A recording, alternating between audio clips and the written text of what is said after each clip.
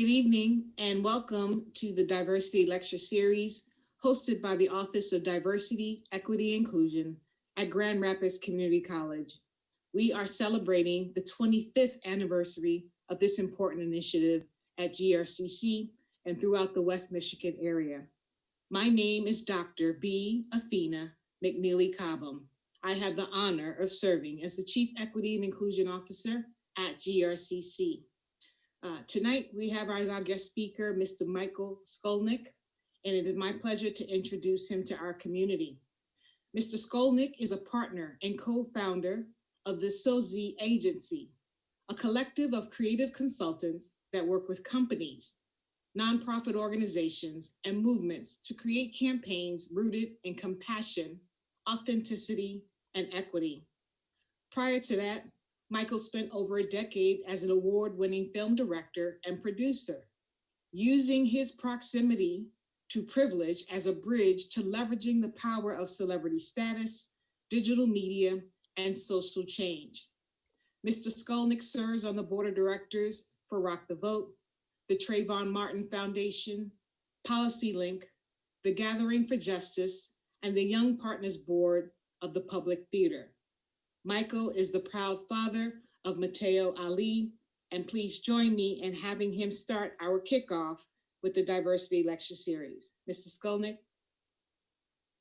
Afina, thank you so much for having me in these crazy times. I was hoping to be in person with you all in Grand Rapids, but I am in the Republic of Brooklyn, and unfortunately, we are not able to see each other in person, but I appreciate you having me. I begin with this.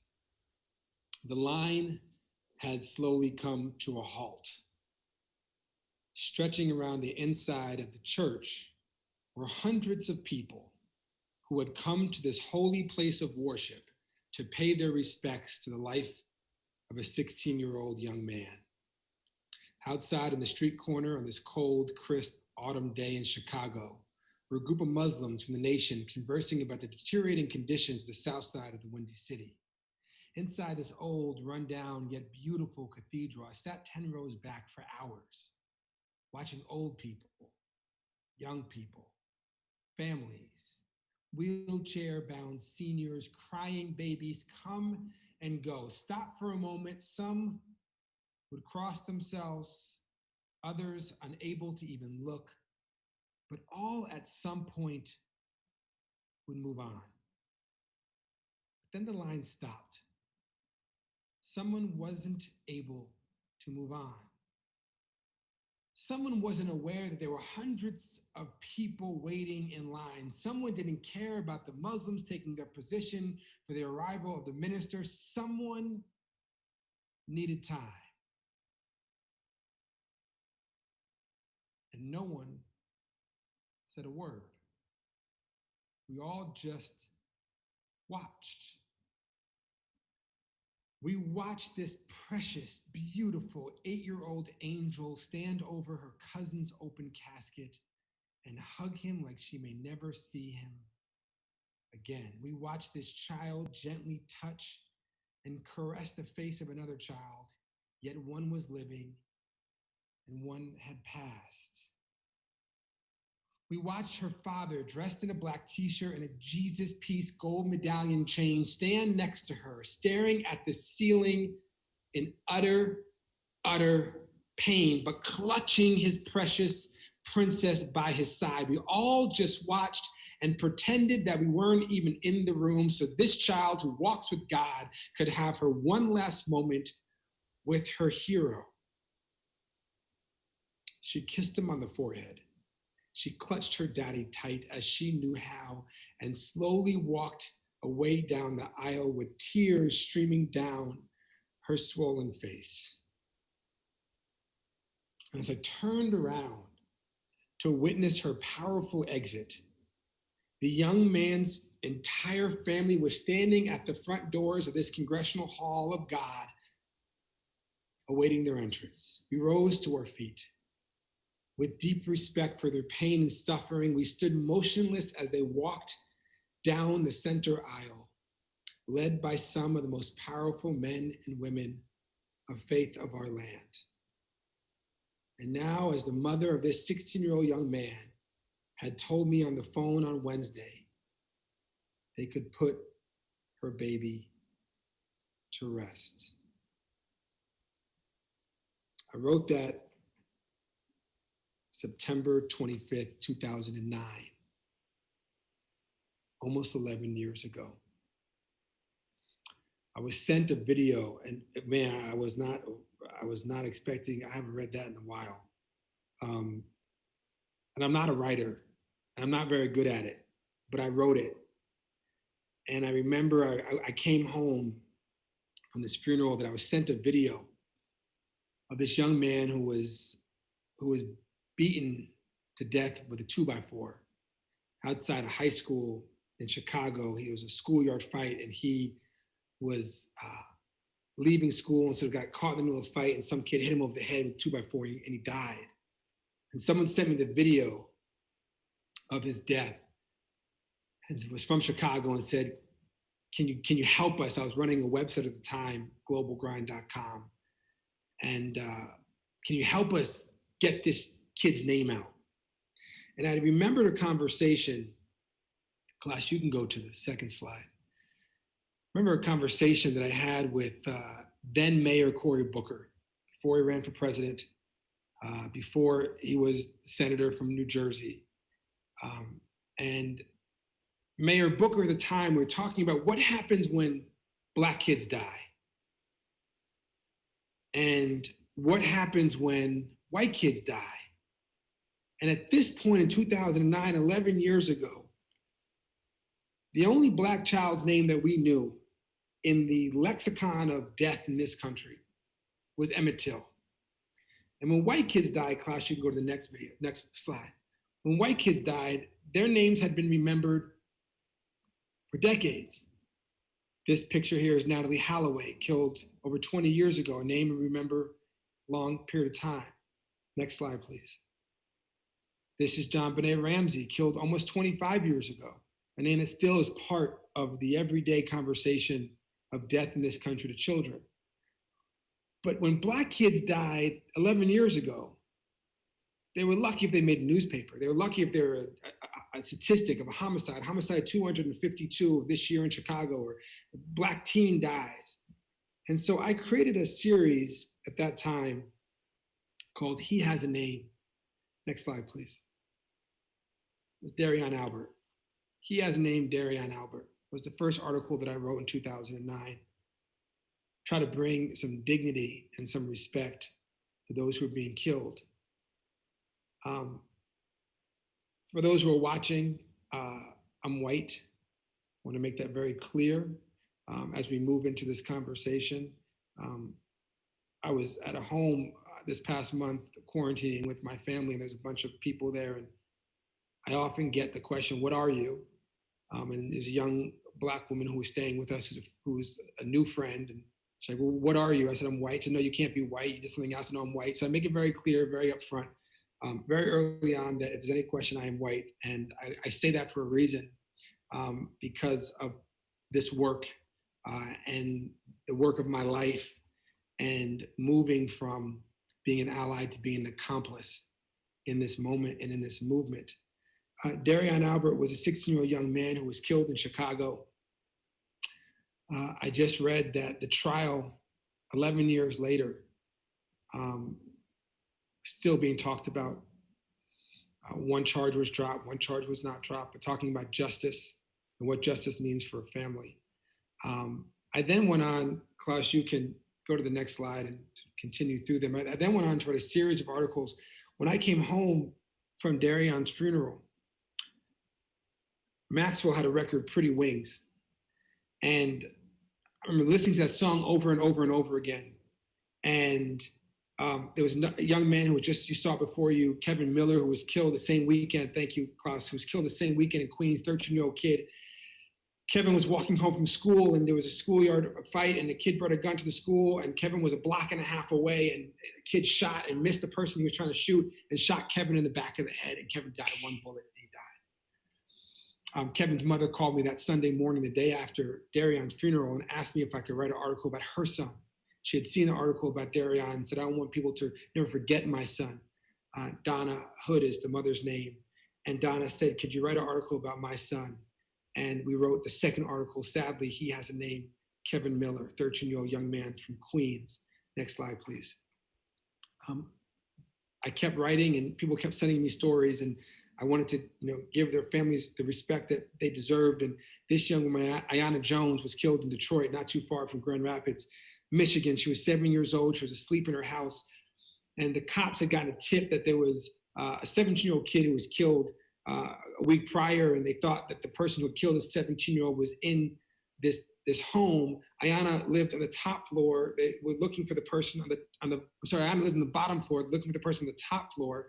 They went to the wrong apartment, the police had cameras with them for the first 48, that TV show on A&E they were filming, and they went to the wrong apartment. They threw a stun grenade through the window of the first floor, thinking this is where the killer was, when in fact the person they were looking for was on the second floor. Ayanna was asleep on the first floor with her grandmother on the couch. A stun grenade went through the window at midnight, hit grandma on the couch, and Ayanna sleeping in her arms. Grandma jumped up. The police rammed the door open, pointed guns at grandma. Grandma said, what's going on? They shot in an instant, and the police killed Ayanna Jones, 7 years old. The cop was acquitted 3 times in trial. They took the trial 3 times and acquitted all 3 times of manslaughter. And the district attorney decided not to prosecute again. Ayanna Jones, 7 years old. I went to her funeral in Detroit, and the family couldn't even afford a tombstone for their baby child. We kept writing articles. Klaus, you can keep flipping through the next few pictures of more young people who had died. You can keep going. Next one, please. Next one, please. This is Heaven Sutton. She was killed outside selling candy outside of her house. Trial for that just ended in January. You can stop there. Thank you. I wrote about 1,000 articles, Afina, over the years until I wrote this one. And this was, he has a name, Trayvon Martin. I wrote this piece in 2012, so 3 years after Darion was killed. And we've written 1,000 plus. Trayvon might have been 1,162 of articles that we had written. And we thought he was just another kid who was killed in America, and we told his story. We didn't know about stand your ground laws. We didn't know about that the guy wasn't arrested who had killed him. We just knew there was a kid who was killed in Sanford, Florida. We wanted to uplift his name and uplift his story. I had written a piece a week after Trayvon's death saying, "Dear white people, you will never look suspicious like Trayvon Martin." I was traveling that weekend overseas, and I got a phone call from Trayvon's attorney, Ben Crump, who is now the attorney for Breonna Taylor and so many others, George Floyd and so many others. And Ben called and said, the family saw your piece and wants you to come to march in Sanford. I flew directly to Orlando from South America, where I was for the overseas, and I went to the rally with the family, and I marched a week after their son was killed. Didn't know anybody, didn't know the family, and the family said, we need you to keep talking, we need you to keep going on television, keep talking about this case and keep writing about this case, and I did. Fast forward a year and a half, you can go to the next slide, please. This is my proudest achievement. This is my child, Mateo Ali, that Afina mentioned. Mateo was born in 2013 in March. The murder trial for George Zimmerman was July of 2013. Trayvon was killed in 2012. The family asked, Sabrina and Tracy, Trayvon's parents, asked if I would join them in Sanford for the trial. My child was April, May, June, July, was 4 months old. Maybe here he's a little bit bigger, maybe cuter at this point than he was at 4 months. And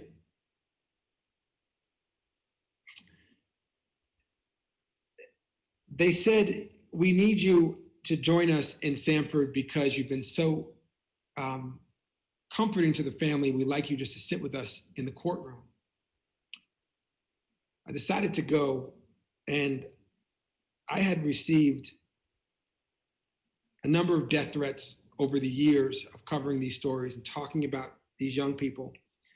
Nothing like I'd received during covering Trayvon. I don't say that as a badge of honor. I say that as it's quite scary. And I got a very specific threat about going to Sanford for the trial and a time and a date and a location. And they knew everything, and a letter came to my office. And I looked at my child and I thought to myself, I don't want to die. I want to grow old with my child. My child said to me, Afina, a few nights ago when we were going to sleep, he said, Daddy, when are you going to die? And I said, I don't know, but not for a long time. And he said, I don't want you to ever die, Daddy. And I said, don't worry, it's not going to happen for a long time. He's 7 now. This is about 4 nights ago. And he said, well, what's my purpose going to be, Daddy? And I said, what do you mean? You got a big purpose in life. He said, no, Daddy, my purpose is to love you. I want to have a purpose when you die. And as parents, those who are listening or watching, who know the connection you have with your children runs deep. And I don't want to die. I didn't want to die. I thought to myself, what is an ally? An ally shows up. An ally is present. An ally listens. An ally believes. But is that enough? Is that enough? And in that moment, I thought to myself, what am I willing to die for? Like literally, what am I willing to die for? Now, I don't say this in any such way to sound pompous, but at a certain point, if you believe in injustice, these questions have to be asked, especially to white people like myself.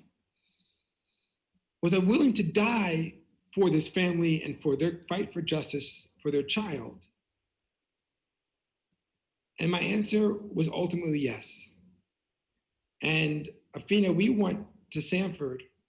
I'll never forget it. That first day of trial, of jury selection. We were in the hotel in the Westin Sanford, Florida. And there were so many death threats to the family that they needed a police escort to go to the trial. Imagine death threats to your family of a murdered child. And we get to the lobby of the hotel, and there's about 10 people there, family, grandparents, Sabrina's parents, Tracy's family, cousins, the attorneys, and you can come back to me for a second, Klaus, and I will go to the next slide. We've looked at Mateo enough. And we sat in a circle and held hands. And they said, we should pray. And the grandfather said, I'm too nervous to pray. Michael, why don't you lead us in prayer? I did. They're a deeply Christian family. I did my best to respect their faith and their religion and bring in their God and their Savior. But I was looking at myself like, how did this happen? And I did my best, and we got into the car, and we had a police escort of 9 vehicles going to the courthouse. When we got to the courthouse, the police had to put umbrellas over us because there was helicopters in the air watching them, videotaping them for the news. We walked into the back of the courthouse, and I sat in that courtroom for weeks, praying, hoping, being present. But I thought a lot about what it is to be an accomplice and what it is to not just show up, not just believe. I reflected over the years of what my role is in this moment. And I remember with Mateo, I was in Brooklyn one afternoon, and Walter Scott had been shot in the back. in South Carolina by the police. It was the front page of the New York Times, and the video was there, and everyone had seen it. A friend of mine was walking in the neighborhood. He saw me and Mateo in the basketball courts, and he said, Skolnik, I can't effing believe this. And I said, what's wrong? He said, I can't effing believe this. I said, what do you mean? He said, it's like every day. I said, what are you talking about? He said, this guy got shot in the back by the police in the cover of the New York Times. He said, it's like every day, Skolnik. I said, it's been every day for 400 years. We're now just seeing it as white people for the first time. And you go to the next slide.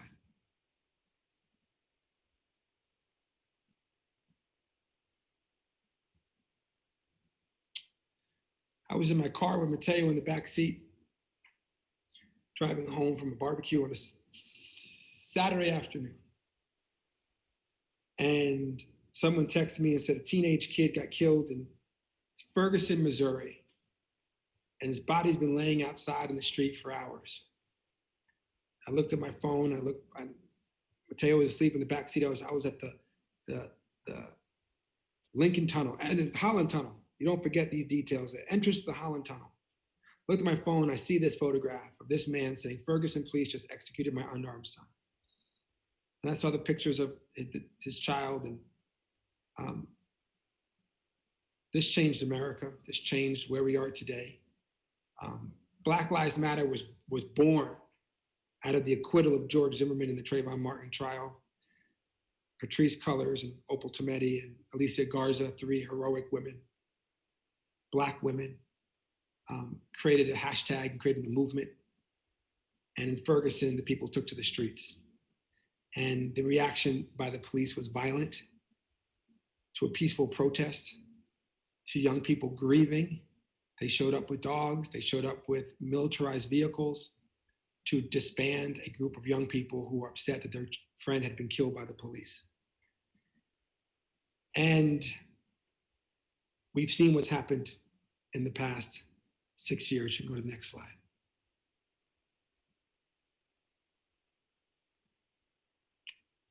This photograph was taken in Baton Rouge, Louisiana, after the death and killing of Alton Sterling. And you can come back to me, class.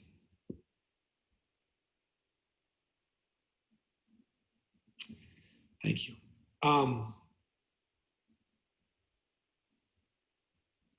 I have witnessed the grieving of parents and family from a front row seat over the past 11 years. I've been doing this work since I was a child. As Afina said, I was a filmmaker prior to working in this space, but all the films that I made were about young people, were about our communities, were about mass incarceration, poverty. And so this has been my life's work. But I say this, and I know that this community college is diverse. I know that those who are watching and those who will watch this in the future come from different communities within Grand Rapids and the surrounding community. And I know that we all are coming to whatever we are passionate about in our own way, or whatever we feel that we are caused or we are called to do in our own way. I have, in deep thought over the years, thought about how to be a good ally and then how to be an accomplice. And I want to share a few thoughts with you all. I am no academic. I have a theater degree from UCLA. So for all the teachers and professors on this call, please forgive my lack of academia or study. But I want to give a few things to leave with around showing up.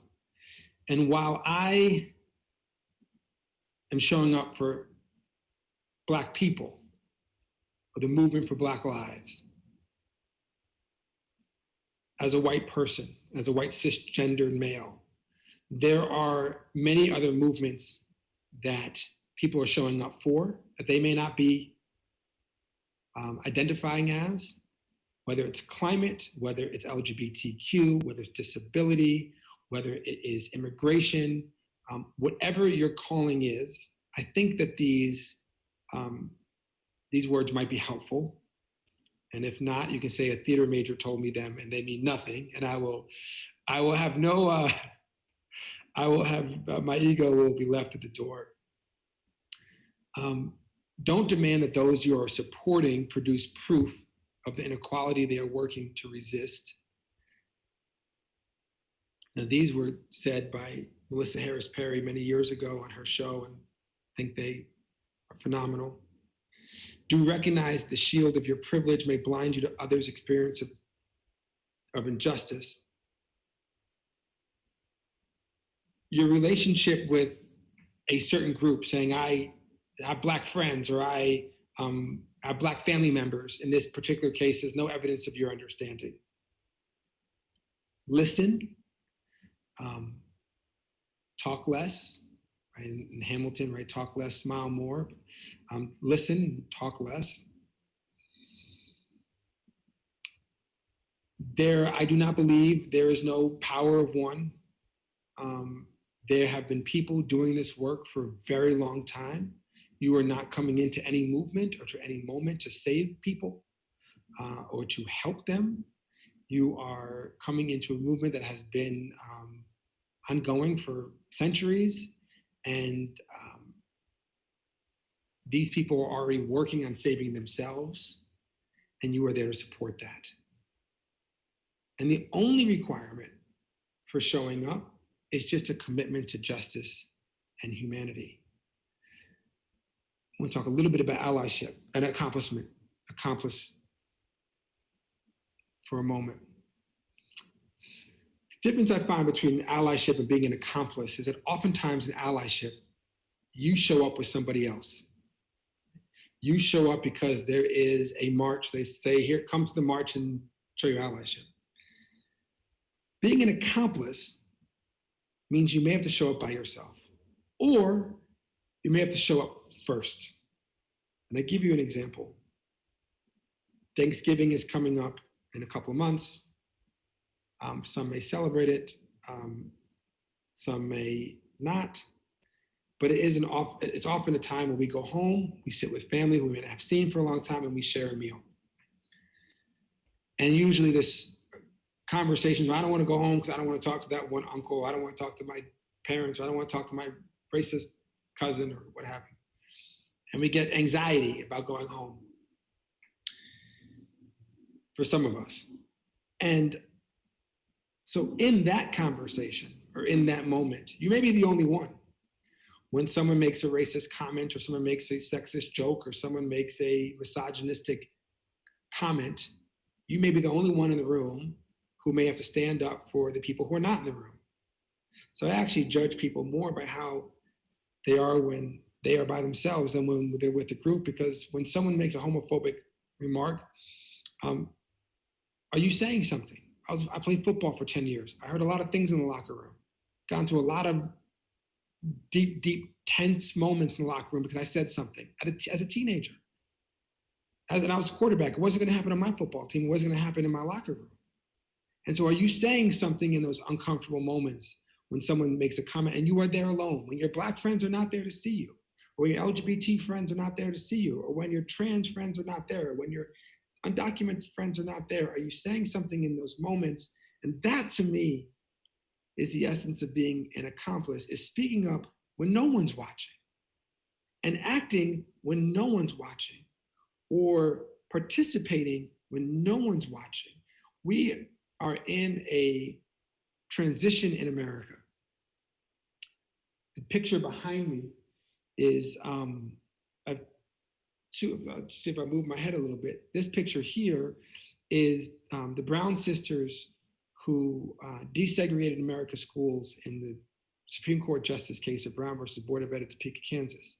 It's a photograph taken in 1954, then walking to school by a life photographer, Kali Wazaki. I have that picture behind me, and that you can't see the letter behind me, but the letter behind me is the remarks of Bobby Kennedy the night that King was assassinated, that was given to the press that night from his campaign. And on this side of me is John Lewis photograph, the 2-minute warning photograph of Spider Martin, the moment before John Lewis was beaten and the other marchers were beaten in Selma. I carry these pictures and words behind me because we are in a transition in America unlike anything we've ever seen before in this nation.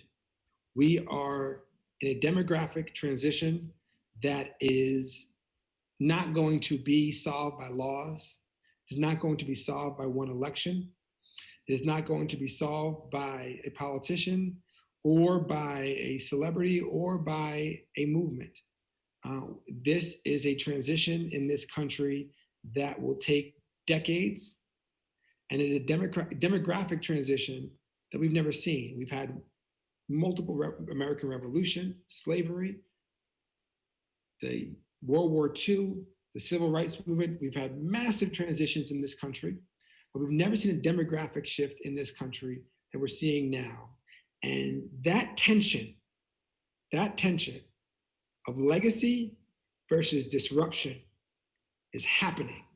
White supremacy versus Black Lives Matter is the legacy of America, and the disruption of America is happening. It's happening in business, it's happening in academia, it's happening in the nonprofit sector, it's happening in politics, it's happening in sport. It is happening. And we have the privilege to live through it. And we always get asked the question, what would you have done in the civil rights movement? Now is that opportunity to do something about it. So for me, I've decided, just for me, that I've decided that I will not just show up, but if I needed to go first, I will go first. If I'm asked to go first, I will go first. If I'm asked to stand in the back, I'll stand in the back. If I'm asked not to show up, and this is a players only meeting, I will not bang on the door. That's the decision that I have made in this work. For the students who are watching, the professors who are watching, especially for the students, your generation is incredibly inspiring. I know your generation can span a long way, because I'm sure the community college, there are many. My grandfather went to community college until he was 88 years old. So I can imagine that your community is vast in its age. But for the younger students, your generation is deeply inspiring. You have made it a value of your generation of inclusivity and diversity, but most importantly is equity. And I do this work because justice creates equity. And justice is not about the law. Justice is not just about a case in that a person gets killed and can we have justice. Justice runs deep in how society treats each other, and who has access to the resources to live a productive life, and who has access to resources to not be killed by the police, and to not be afflicted with poverty or afflicted with poor education. And in that creates equity. And so in your values of diversity and in your values of inclusion, to me, the goal is how do you create that equity? And I have committed my life to that cause. Thank you. I'm happy to take questions. And Klaus, if you put up that last screen one more time, not the final card, that'd be great. Before we take questions, if anybody wants to take a screenshot of this, you are more than welcome. Okay, we'll come back to it. Whenever you find it, you can put it up. It is my email address and my social media handles. If you want to be in contact with me directly, it is my personal email address. You can email me at any time, and I'm happy to have an offline conversation if you don't feel comfortable. Thank you. That email comes right to me, and those are my Instagram handles and my Twitter handle. If you don't feel comfortable asking a question tonight, you are more than welcome to send me a note via email, and I'm happy to have a one-on-one or an offline conversation with you at a later date. So with that, I'll take questions. Thank you so much, Mr. Skolnik. Michael, I appreciate you, and so does the GRCC and Grand Rapids community. The tough part about the virtual format is you can't hear the applause and the appreciation. And there's already people saying thank you. So to our audience, if you have a question in YouTube or Facebook, go ahead and ask it in the chat. My colleagues who are assisting me, Jonathan and Jennifer, will feed the question to me, and I'll be able to provide it to Mr. Skolnik. Also, please be mindful that there is about a 3-second delay on Facebook, and it feels like almost a 4 to 5 second delay on YouTube. I'm following both as well from my phone and can see that slight delay. So just be patient with us as the questions come in. But Michael, let's you and I start for a moment in conversation and get people warmed up. And for our friends who are in Zoom, if you have a question, you can unmute yourself and ask, or ask them in the chat as well. In my introduction of you, I added, if you would, just sort of following your work and going back to the 90s, right? So you a double OG. I'm a triple OG. You're a double. I appreciate that. I talked about your proximity to privilege and you using that as a bridge, right? To then connect the celebrities, the digital media, because when you were coming through, Twitter, if I'm correct, and Facebook weren't as big, but there were other mediums that were out there in that digital media platform. Yeah. And then this idea of social justice. So I'm offering that framework to ask this, because I see it quite often on social media. This idea that if white people demonstrate the same level of commitment or a close commitment to this idea of wanting to align themselves with an equity-mindedness approach, that they are somehow being a traitor to their own racial or ethnic identity as white people, and how that comes up. And to be fully transparent, there was one person on Facebook that went to say something, and I banned her. I'll take responsibility for that, because it's just so visceral now, the idea that someone white is speaking and having the conversation in the way that you are. Yeah. It's okay. I hear it a lot, and I say this, best way to frame it. I see the painting of Chadwick Boseman behind you. Mm-hmm.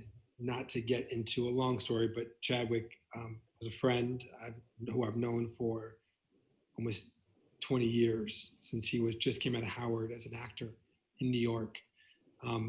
Chadwick died of cancer, and sadly, at a young age. And I think there is hysteria about cancer, and rightfully so, about how much it destroys human beings quickly, how powerful it is, and how it destroys families and friends and community and so on. There's no one in this country or in this world who has even the remoteness of a kind heart, who wishes cancer on anybody. And knowing, if anyone who has lost someone to cancer, knowing how painful and how hard it is. Racism is a cancer. And it is something that I was taught, and I continue to be taught. My parents are remarkable. It wasn't taught in my home, but it was taught all around me. And I continue to be taught racism. If you believe racism is a cancer, and we know that racism is, again, I'm not an academic, but fear, right, of the unknown, and then therefore an unjustifiable belief of that person or that race. That fear, that anxiety, that tension that you can hold inside of you, whether conscious or unconscious, could actually cause cancer. We know that anxiety and stress and those things actually can cause cancer. Right. So I, in my lifetime, decided at a very young age, I was very lucky to understand it very young, but I didn't have the words to know what it was. But I knew at a young age, through a series of events, that I had privilege. I didn't use those words. Something was different than me and my friends who were of different races, especially those who were Black. And I then, as I journeyed in my life, I had mentors who taught me these things, and I decided that I didn't want cancer. And I didn't want you, being other white people, to have cancer either. Mm-hmm. I wanted to rid myself of those heavy suitcases that I had to carry around my life that was this cancer of racism. Because as King said in 63, just happened, the anniversary just happened, he looks at the crowd in Washington, the Lincoln Memorial, and we teach our kids the second half of the speech, which is the pretty part, the I have a dream, right? The poetry. We don't teach the first half, which is the bounce check that the government gave Black people. And he says to the crowd of jobs, justice, and freedom, which was white people and Black people and labor unions and so on, it wasn't just a march for Black people. He says to that crowd filled with a lot of white people that your freedom is bound to ours. You are not free until we are free. So I do this work so I also can be free, because I don't want to hold on to that cancer. I don't want that cancer. I want to relieve myself of any of those fears or anxiety or stress that I was taught or that I was given or that I see and that I absorb, constantly being told I'm better, constantly being told I'm superior, constantly being told I'm smart for nothing, just by showing my face because I'm a white guy. And so for me, when I look at white people and they say, well, it's not my fault, or why, I didn't do anything wrong, or I'm not racist, or, for those even who are doing the work like myself for 30 years, I still have to do the work. I still have to constantly check myself and have people around me to check me. So I'm doing it from a place of love for you. I know that tension, because I know what it feels like inside, doesn't feel good. I know that fear doesn't feel good, and that creates that cancer. And I don't want you to have cancer because I don't want to have cancer. Just like we don't want Chadwick Boseman to have cancer or anyone else in our lives who has had cancer. So this isn't about deficit. This is about abundance of freedom, abundance of consciousness, abundance of joy in that work. And so for anyone who's watching who says, I don't want to do the white people, it's not my fault, I didn't do anything wrong, that in and of itself is creating tension. So relieve yourself of that. Right. I try, and I find it to be enjoyable in the journey towards consciousness. In the same way that anyone in this call, your journey if you are a person of faith, your journey in your faith towards higher level of consciousness, your closer relationship to your own God, should be enjoyable. It should be that practice is enjoyable. Even though you go to church, or you go to the mosque, you go to the synagogue, you go to the temple, wherever you go to worship, or at home, even though it's a struggle, and every day you got to pray and do more and do more and do more, that journey, you enjoy that journey because you get a closer connection. And so the journey to me is worth it. This may be along the same lines. I didn't catch the name of the person, but the question from Facebook is, what advice would you give to allies on the need to transition to becoming an accomplice? So that transition between ally to accomplice. I know that you're needed. Know that you are needed. And you are needed in your own community. You are needed in your own family. You're needed in your own classrooms. Your voice is needed. I think oftentimes in this work, especially when we talk about racial justice, I speak to a lot of white people who say, I just don't know what to do. And I feel like if I say the wrong thing, I'm going to get in trouble. And I can't speak for Black people. I can't speak for anyone else but myself. But I've heard enough that you have to do your own work. And that's saying to white people, right? We have to do our own work in this racial justice awakening. And so we are needed. We are needed for ourselves. We're needed to challenge each other. We're needed for rooms when there aren't Black people in it to have those brave conversations. And so in that transition for allyship, I think oftentimes people in allyship think I'm needed for somebody else, but you might be needed for yourself. And in that mindset shift is I am needed for myself, therefore I'm needed for my community, therefore I'm needed for my family, therefore I'm needed for this larger group. And in that, you can take another step forward.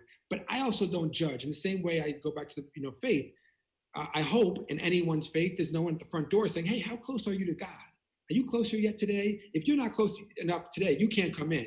So I don't think anyone does that. And I don't think that would be what God had asked for in any of God's teachings. But in this journey towards consciousness, there is no judgment. If you want to take one step in tonight, and this is your first conversation around equity that you're listening to, amazing. Go to the next one. Bring a friend. Talk to someone who was here and say, how did you, this one, I hated that guy. Whatever he said was bullshit, but I didn't listen to anything he said, and why? So take that step and then take another one. But there is no judgment on how far that step is in the first one. Right. So here's another question. And just for logistics sake, so Jennifer and Jonathan, thanks for helping me, but the screenshots are a bit too much from my cell phone. So if you could copy and paste the comments and questions you're hearing into the Zoom chat, that'll help me be a little bit more fluid. This is from YouTube. How do I get through to people who think it is optional to be an ally and okay to ignore the fight for equity? That's a good question.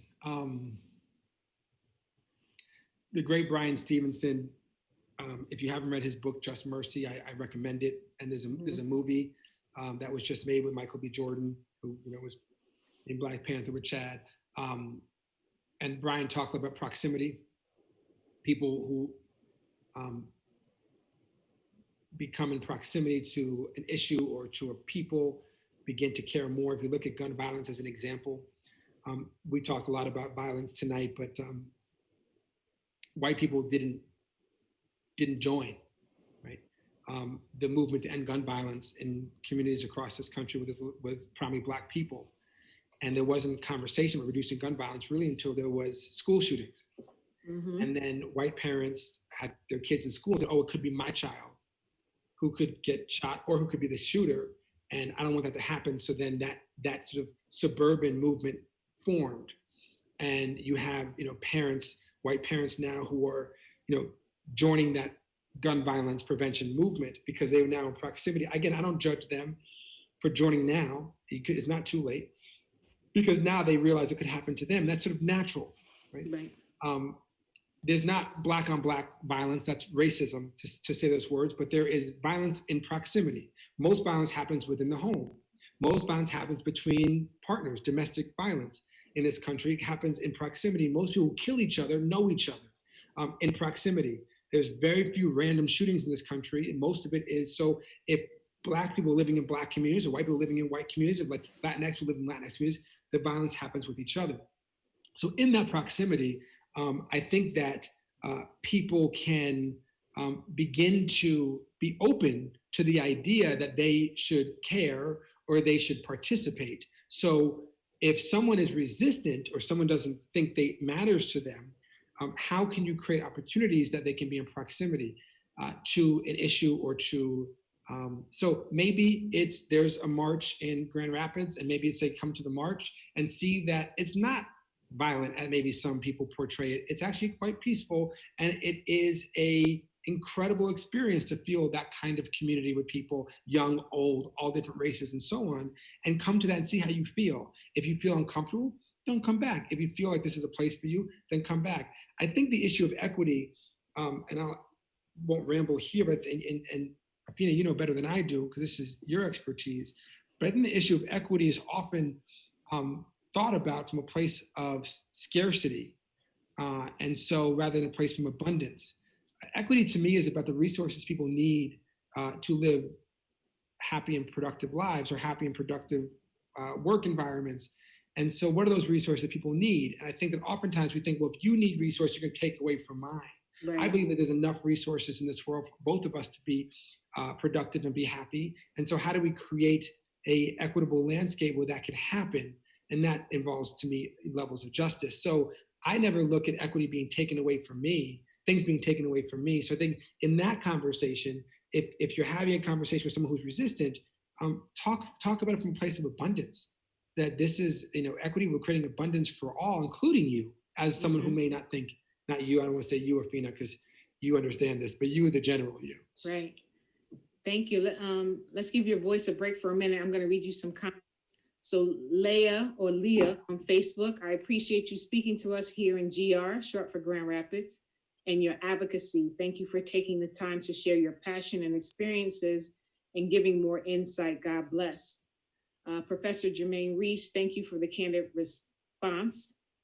He offered, Senora Velasquez, bear with me on my Spanish. She says, ahora más que nunca es el mejor lengua, diversidad, inclusion, equity, transpicia. So what I'm reading from this is now is the time to put our best foot forward in terms of language around diversity, equity, and inclusion, and being transparent. So I'm better at translating. Good job. Sonia, you could back me up if I got that wrong. Oh, she said, great job. We got Brother Travis in the Zoom chat. So how do you balance leading change with stepping back to not overshadow? What signs do you look for or listen to when you need to step back? Great question. Yeah, great question, Travis. And thank you also for those comments, Angelica and Jermaine and Leah. They're appreciated. I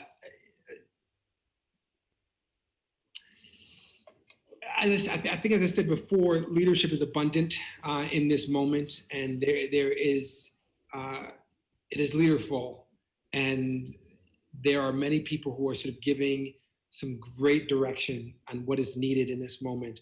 I struggled with that when I was younger, of like, am I a leader? Am I an activist? Am I an ally? What place do I have in this? As I've gotten older and I've lost my hair, and you saw my child took my hair. I have become more confident in myself to speak with a sense of humility and vulnerability. I've become more comfortable in myself of not being a leader, for lack of better words, or not thinking of myself as a leader, but thinking of myself of where I can support, not necessarily where I can help. I think help is about charity. I think support is about allyship and working together. So I don't use the word where I can help. I think oftentimes, like, I'm not here to help, I'm here to support, which I think is language is important. So for me, I'm always looking for the young people of, what do they need and what are they saying, and where, if they need to show up in the streets, we show up in the streets. They need to raise us some money. We need to uplift their voices. But where can we play a role in this moment? At the same time, there are times that I need to be a leader, and I don't have a problem with that. But oftentimes now, I find that within the white community, I find that within sort of my own entertainment world of friends and colleagues, and I will serve that role. But since Ferguson, I think, when speaking of social media, when things really changed, because the mode of communication was able to get out the authentic stories from community, there was no more gatekeepers. I've really just tried to be on the support team. I want to pick your brain on this, expand some more on that. So I've been nervous personally by some of the images that I see, either vis-a-vis the news cycle or social media, where many of the Black Lives Matter protesters are white people, and people not making the discernment or this distinction between those who are coming on board as allies or accomplices, wherever they are in their process, and those who are using their skin privilege to do what is being interpreted on a national level, disruption, right? But in a way that's not the good trouble John Lewis talked about, right? But the burning of the buildings or breaking windows or the throwing rocks. And maybe what's some of your thoughts on those two distinct actions, but on the behaviors of white people who are showing up to these justified protest movements? It's a good question. I take Mateo often to the protests. He joins me, on a weekly basis, and a lot of families come, and there's a moment, right? There is a moment when things change, and I think we would be dishonest to say that doesn't happen often at protests in this country. I think, and then a lot of people go home, and some people stay, right? And most of the families go home, and older folks like myself go home. However, I think that there is a lack of discipline and understanding of how police should respond to this moment. And from the beginning of this particular moment, after the murder of George Floyd and Breonna Taylor and Ahmaud Arbery, there is this belief that police are there to protect a small group of people from a large sector of that population. And so whether it is a storefront, whether it is a certain community, whether it is a courthouse in Portland, Oregon, there is this notion that something is worth more than that. Mm. And that philosophy is broken, is really, really broken. And that causes a great amount of tension that then explodes. So there are those who are opportunists who want to use this moment to put forward their own political ideology, their own political agenda that I don't think is aligned with the Black Lives Matter movement in particular. And they're using this moment to do that.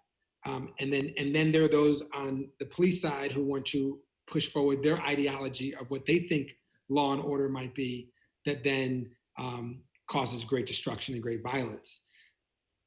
We have to reimagine law enforcement in this country. There is a national conversation on defunding the police, abolishing the police, but there has to be a reimagination of what serving and protecting means, because what we have right now does not work. And it works for very few and does not work for a large majority. And so for me, King said riot is a language of the unheard. I think a lot of people in this country don't feel heard. And then add on top of that a global pandemic where we're all like this and inside, and then this thing happens and it explodes. So I think it's a complicated moment, it's a complicated time, but the violence to me, from the very beginning of this, began with the police reaction. And in the same way it happened in Ferguson. And in that reaction to show up to a protest in riot gear says, we're ready to go. Right. And how can we reimagine this in a different way? And I hope when Mateo's my age, we'll be looking back at this time and said, this didn't go right. And we did this as a nation, we did not handle this properly. And when the Attorney General of the United States says there is no problem of police killing Black people in this country yesterday, that's going to cause a lot of tension. And those words are going to hurt a lot of people. And that is going to continue a demand for change, because we all know this is not, that this is a problem and that this has to stop. So. Thank you for that. I'm going to merge the last two questions. Yeah. But before I do, I'll make a comment if you want to take another sip. To our audience, our next event is the Fannie Lou Hamer Colloquium on October 6th at noon. We have joining us as our guest speaker, Dr. Regina Bradley, also known as the Red Clay Scholar out of Kennesaw State University. So please join us October 6th at noon for the Fannie Lou Hamer Colloquium. So it's our professors who are asking these questions, and I'm going to synthesize them here. It starts out as, can you suggest something that is a good proactive step for equity and equality? So for example, when we fight climate change, we recycle as one method. I'm adding that. Can you recommend an equity type activity that would be the same? And I think these mesh well. Do you have any additional advice for how we can continue to help our students understand and apply issues of equity in their own work from, I guess, an academic profile and certainly personally? Yeah, two good questions. I look at just on the broad, on the 35,000 bird's eye view. Nicholas Kristof, the New York Times, wrote an article a few years back examining the wealth disparity between Black families and white families in America as compared to South Africa during apartheid, and found that there is greater wealth disparity in America today than there was during apartheid in South Africa between Black families and white families. We know the apartheid regime to be the worst regime of the 20th century, besides probably Nazi Germany, in terms of its treatment of its people. And that wealth disparity in America is $120,000 in a white family and $11,000 in a Black family. And that disparity is rooted in home ownership. That's all it is, right? There is a disparity in home ownership, which creates an inequity of wealth between white families and Black families.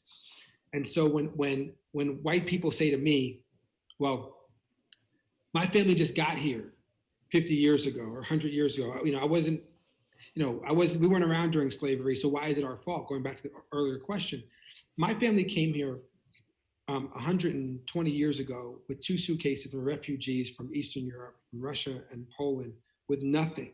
They came in a boat through Ellis Island. They came off the boat. They had 2 suitcases. They didn't speak the language. They were dumped in the Lower East Side of Manhattan, and they had nothing. But the systems that were in place created, in the very beginning, it was very difficult. But over time, my grandfather went to City College, community college in New York City. As a teenager, worked from a young age during the Depression. But ultimately, after World War II, there was a GI Bill that was created for this generation, the greatest generation, to have home ownership. And the only people that were excluded were Black people. And so for me, although my family didn't come, we're not here during slavery, my family benefited from the legacy of white supremacy to take care of white people first and only through home ownership. The suburbs were created. My grandfather got a GI Bill. They bought a house in the suburbs in Long Island. They had a home. Our parents then were in the idea they were going to have a home. The homes get passed down and wealth gets passed down from generation to generation. So now I have 3 generations of my family who are homeowners, and then I will pass this down to my son, which is where the wealth is. Then you ask the question, well, how is education funded in America?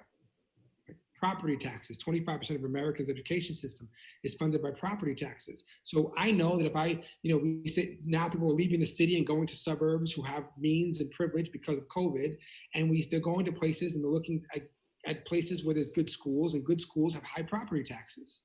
And so one thing I have proposed is, not the only one, but I believe in it. I say I propose, I believe in this, is to decouple property taxes and education. And so that we fund education equally and equitable across this country, and that because I grew up in a wealthier community, that I don't get a better education because our property taxes are higher. And that to me would create an education system that is fair, and it would no longer put this emphasis on home ownership in terms of your education system, and therefore we could build a pathway to home ownership and not just these red line districts or these communities get this and those communities don't get this. So as an academic or as a student, I would certainly wish that this could be studied more and this could be talked about more. In the day-to-day, coming down to the ground for a minute, in the day-to-day, at our company, at the Soze agency, we are reimagining how capitalism can work. We are a worker-owned cooperative. I'm giving the company away to the workers over the course of 7 years. I've given them 68% in the first 4.5, and anyone in the company can become an owner. We have 4 owners now, including myself, so I'm a co-founder and partner in the company, and we are reimagining how we can do business. We have a minimum salary of $59,500 for an entry-level position, and we're thinking of a maximum salary. So if you have a minimum wage, could you have a maximum wage? People say, that's crazy, that's not capitalism. Well, what's equitable? How much do you need? How much is enough? Well, in America, you should be able to make as much as you want. Well, that's fair. Then why do you have a minimum? If you can make as much as you want, then why do you have a minimum? So we're examining these ideas around equity in business and how we can reimagine capitalism so it doesn't just work for me as a white cisgendered man, but it can work for all. So looking at systems of equity in your school, at Grand Rapids, what systems of equity are there? In this moment of COVID, there are massive systems of inequities for education, whether it is access to technology, whether it's access to transportation, whether it's access to food, all these things that are now they're glaring the inequities we have in our society. How can GRCC address those issues in this moment so students have the access to learn even though they may not have access to the things that other students may have. So I would, for us, we examine all of our systems of equity. Everything that we do at our company, we look through an equitable lens. We say, does this create an inequitable system or does it create an equitable system? We have salaries. We look at every salary and we say, is there an equity here? We base it on race, base it on gender, base it on demographics, base it on LGBTQ identification. And we say, do we find anything in there that may cause inequities? So I believe, and this is the work that you do, Afina, obviously, but believe that we should be looking through the lens of equity in all of our systems and seeing where there are inequities. And it's okay to fix them now. It's okay to say, you know what, we have inequities here. We don't have, people of color in leadership in our department. Why is that? Where is that coming from? Is that coming from a lack of hiring? Is that coming from proximity problems? Is that coming from someone who's doing the hiring has a perspective that may not be healthy for the college, and so on. And in the classroom, if you're speaking too much, are you holding too much space? Are you creating time for those who may just listen more than speak to process their thoughts and create an equitable community or environment in your classroom? So I am deeply, deeply indebted to the work of those before me in the DEI space or the EDI space, but also I believe that all of us have a responsibility to look at this world and the world that we live in through an equitable lens. That was a wonderful summary, Michael. We appreciate you so much on YouTube and Zoom and in Facebook. Thank you, everybody, for joining us and for taking time to ask questions or to leverage your comments. We wish you all the best in your journey. We'll know we'll hear good things from you, and you come back and visit us. I will. And the great technician here, Klaus, said he has found those 2 photos that he was going to share, which is so kind of you. So please, the John Lewis photo and the Carl Wazaki photo, those are beautiful.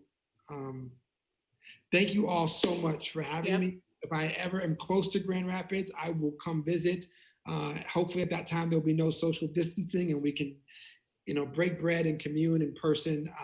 And absolutely. I hope you have a wonderful academic year, a safe academic year, and a joyous academic year, even during these tough times. Great. Thank you so much. Thanks. All right. Have a wonderful evening. Bye.